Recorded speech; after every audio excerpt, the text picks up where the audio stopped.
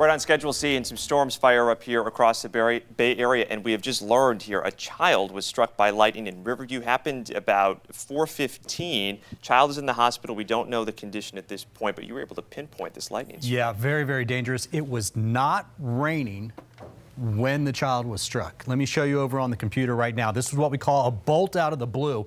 Remember, I've been showing you these storms that really flared up, and we're pushing off towards the west. We're going to go over towards Gibsonton, Riverview, right down in here. There's a boat ramp right there. I put a blue marker on it. It's right there. That's where it was. Now, I want to go back to 4:06 p.m. There's the lightning strike. Okay, and I'm assuming that's the one. This is where we have the report where the child was struck. Now let's go back out and look from 4 to about 4:30. Look where the storm was. And in fact, if I measure this, this is over 5 miles outside of where it's raining. If you've been watching this week, we've been talking about the dangers of lightning and what we call a bolt out of the blue, which means out of the clear blue sky.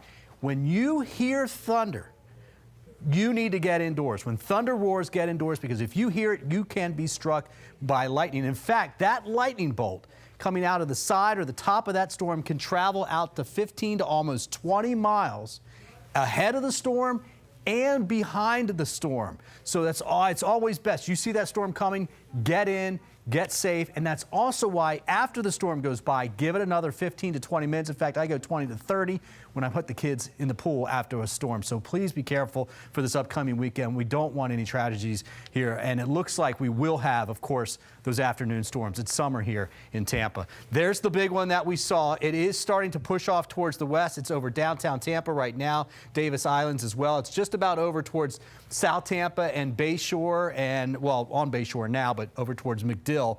That has a lot of lightning in it.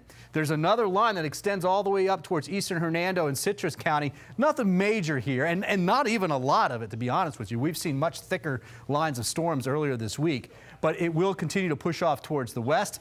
Fairly quiet after some storms flared up along I-75 in Manatee and Sarasota County.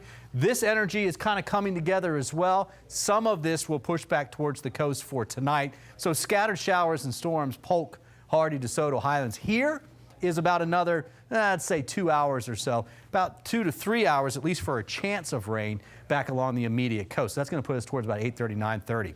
Now there's a big look at it. You can see the clouds will start to fill in as these storms grow.